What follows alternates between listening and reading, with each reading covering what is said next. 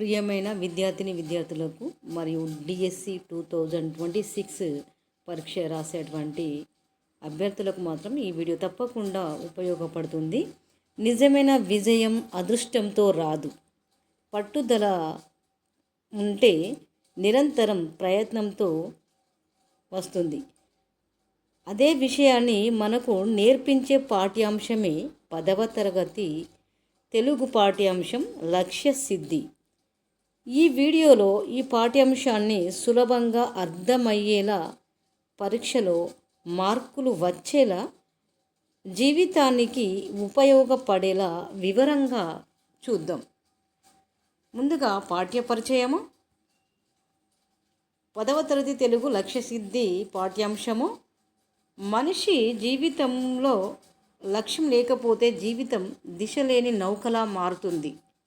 ఏదైతే మనిషి జీవితంలో లక్ష్యం అనేది లేకపోతే జీవితం దిశ లేని నౌకలా మారుతుంది. లక్ష్యం ఉంటేనే కష్టాలు ఎదురైనా ముందుకు సాగగలం. లక్ష్యం ఉంటేనే కష్టాలు ఎదురైనా ముందుకు సాగగలం. అంటే ఆ లక్ష్యం ఉన్నది కాబట్టి కష్టాలు రావడం జరుగుతుంది, వాటికి ఎదురైనా ముందుకు సాగగలం. లక్ష్య సిద్ధి అనే ఈ పాఠ్యాంశం ద్వారా రచయిత మనకు పట్టుదల, ఆత్మవిశ్వాసం, క్రమశిక్షణ ఉంటే ఏ లక్ష్యాన్నైనా సాధించవచ్చని స్పష్టంగా వివరిస్తాడు. అపజయాలు భయపడాల్సినవి కావు, అవి విజయానికి మెట్లు మాత్రమే అన్న సందేశాన్ని ఈ పాఠం మాత్రం అందిస్తుంది. పాఠ్య వివరణ. ఈ పాఠ్యంలో లక్ష్యాన్ని నిర్ణయించుకోవడం, దానికోసం నిరంతరంగా శ్రమించడం ఎంత ముఖ్యమో వివరించడం జరిగింది. మధ్యలో వచ్చే అడ్డంకులు మనల్ని వెనక్కి నెట్టడానికి కాకుండా బలంగా మారడానికి ఉపయోగపడాలని చెబుతుంది. ఆత్మవిశ్వాసం, సమయపాలన, కష్టపడి పనిచేయడం ద్వారా లక్ష్య సిద్ధి సాధ్యమని ఈ పాఠం విద్యార్థులకు ప్రేరణ ఇస్తుంది. ఈ విధంగా పాఠ్యంలో లక్ష్యాన్ని నిర్ణయించుకోవడం, దానికోసం నిరంతరంగా శ్రమించడం ఎంత ముఖ్యమో ఇందులో వివరించడం జరిగింది. 5 మార్కుల ప్రశ్న సమాధానాలు. 5 మార్కుల ప్రశ్నకు సమాధానం ఏ విధంగా రాయాలి? 5 మార్కుల ప్రశ్నకు సమాధానం ఏ విధంగా రాయాలి అంటే, మొదటి ప్రశ్న చూసినట్లయితే, లక్ష్య సిద్ధి పాఠ్యం ద్వారా రచయిత ఏ సందేశం ఇవ్వదలుచుకున్నాడు? చూడండి, ఇక్కడ సందేశం అనేది చాలా ముఖ్యమైనది. లక్ష్య సిద్ధి పాఠ్యం ద్వారా రచయిత ఏ సందేశం ఇవ్వాలనుకున్నాడు? సమాధానం ఈ విధంగా రాయాల్సి ఉంటుంది. లక్ష్య సిద్ధి పాఠ్యం ద్వారా రచయిత మనిషికి స్పష్టమైన లక్ష్యం అవసరమని.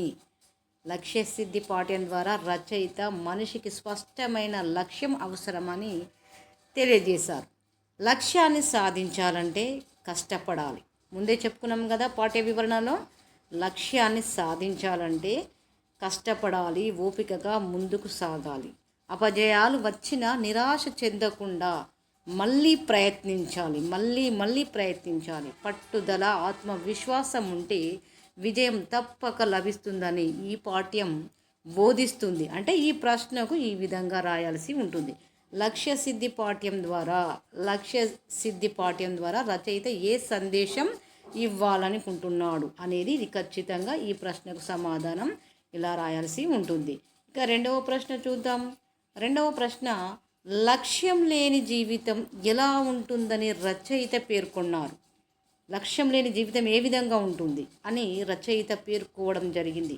సమాధానం చూసినట్లయితే ఈ విధంగా రాయాలి. 5 మార్కుల ప్రశ్నకు సమాధానం, సరి అయిన సమాధానం. లక్ష్యం లేని జీవితం దిశ లేని ప్రయాణంలా ఉంటుందని రచయిత పేర్కొన్నాడు. అలాంటి జీవితంలో ఎదుగుదల ఉండదు.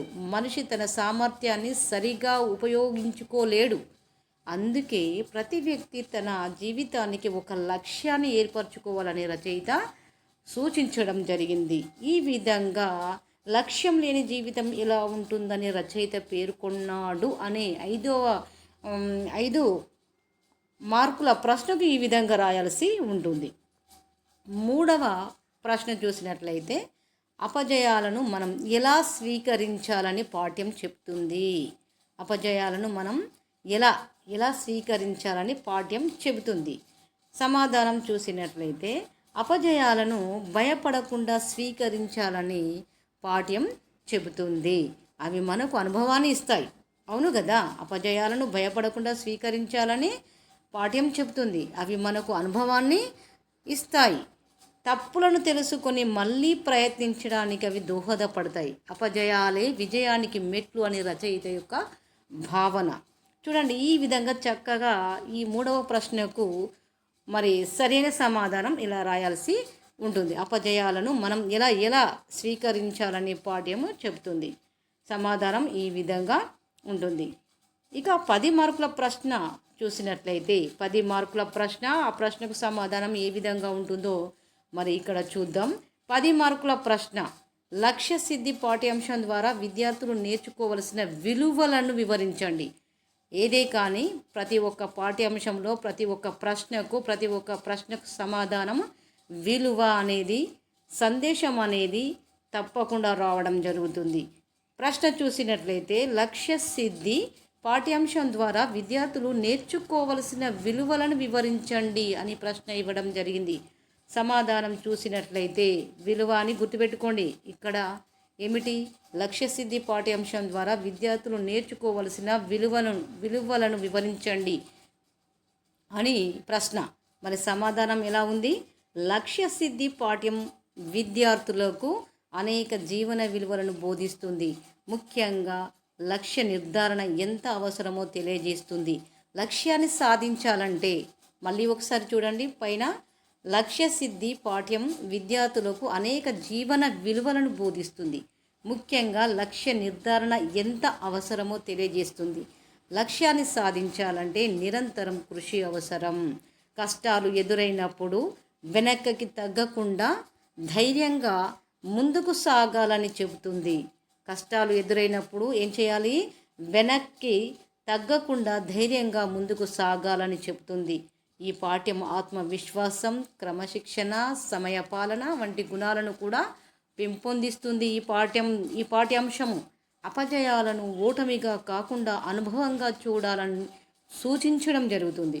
విద్యార్థులు ఈ విలువలను జీవితంలో అమలు చేస్తే విద్యార్థులు ఏం చేయాలి? ఈ విలువలను అంటే ప్రశ్నలో ఇచ్చినటువంటి విలువలను గురించి రాయండి అని ప్రశ్న ఉంది కాబట్టి ఈ విలువలను జీవితంలో అమలు చేస్తే తప్పకుండా విజయం సాధిస్తారని ఈ పాఠ్యం ప్రేరణ ఇస్తుంది అని ఈ ప్రశ్నకైతే సమాధానం ఈ విధంగా ఉంటుంది. లక్ష్య సిద్ధి పాఠ్యాంశం ద్వారా విద్యార్థులు నేర్చుకోవలసినటువంటి విలువలు ఏ విధంగా అంటే ఆ విలువలను వివరించండి అనేది మరి ఇక్కడ సమాధానం ఇవ్వడం జరిగింది. 2వ ప్రశ్న 10 మార్కులది చూసినట్లయితే లక్ష్య సిద్ధి సాధించడంలో పట్టుదల పాత్రను వివరించండి. లక్ష్య సిద్ధి మనం సాధించాలంటే ఏం కావాలి? పట్టుదల కావాలి. ఆ పట్టుదలలో ఉన్నటువంటి పాత్రను ప్రశ్న సరిగ్గా చదవాలి. పట్టుదల ఉన్నటువంటి పాత్రను వివరించండి.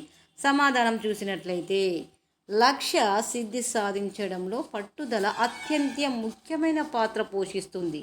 అంటే మనలో ఉన్నటువంటి పాత్ర అంటే మనం సాధించాలని అంటే మనలో ఒక పాత్ర అనేది బయటికి రావాలి. అదే పట్టుదలలో ఉన్నటువంటి పాత్ర అన్నమాట. ఒకసారి లక్ష్యాన్ని నిర్ణయించుకున్న తర్వాత దానికోసం నిరంతరం శ్రమించాలి. నేను ఈ పని చేయాలి, ఈ పనిలో నేను నిమగ్నమై ఒక లక్ష్యాన్ని చేరుకోవాలి అనే ఉద్దేశము నిరంతరముగా శ్రమిస్తే అది తప్పకుండా మరి ఆ లక్ష్యాన్ని చేరడము జరుగుతుంది.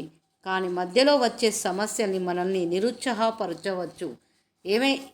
ఏది వచ్చినా కూడా ఎన్ని సమస్యలు వచ్చినా కూడా మనల్ని నిరుత్సాహపరచవచ్చు. కానీ పట్టుదల ఉంటే వాటిని అధిగమించగలం.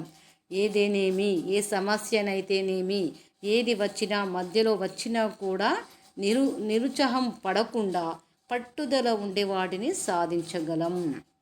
రచయిత ప్రకారం ప్రయత్నం మానేయడమే నిజమైన ఓటమి. ప్రయత్నం కొనసాగిస్తే ఇక్కడ ఏమంటున్నాడు రచయిత ప్రకారం ప్రయత్నం మానేయడమే నిజమైన ఓటమి. అంటే ఏదైతే మనం ప్రయత్నం చేస్తామో, ఏదైతే మనం సాధించాలని అనుకొని మనం మానేస్తామో అదే నిజమైన ఓటమి అని ఇక్కడ రచయిత ప్రకారం చెప్పడం జరుగుతుంది. ప్రయత్నం కొనసాగిస్తే తప్పకుండా విజయం అనేది లభిస్తుంది. మనం ప్రయత్నం చేయాలే కానీ విజయము మన ముందుకు వస్తుంది. అందుకే పట్టుదలనే విజయానికి మూలమని లక్ష్య సిద్ధి పాఠ్యం ద్వారా స్పష్టంగా తెలియజేస్తుంది. ఈ విధంగా ఈ ప్రశ్నకు లక్ష్య సిద్ధి సాధించడంలో పట్టుదల పాత్రను వివరించండి అనే ప్రశ్నకు మరి ఈ సమాధానము ఈ విధంగా ఉంటుంది. ప్రియమైన విద్యార్థులకు ఈ వీడియో నచ్చితే లైక్ చేసి సబ్స్క్రైబ్ చేయండి. మీ యొక్క అభిప్రాయాన్ని మరి లక్ష్య సిద్ధి అనే పాఠ్యాంశములో ఉన్నటువంటి మీ యొక్క సమస్యలు కానివ్వండి, మీ యొక్క డౌట్స్ కానివ్వండి, మీరు కామెంటులో తప్పకుండా పెట్టండి.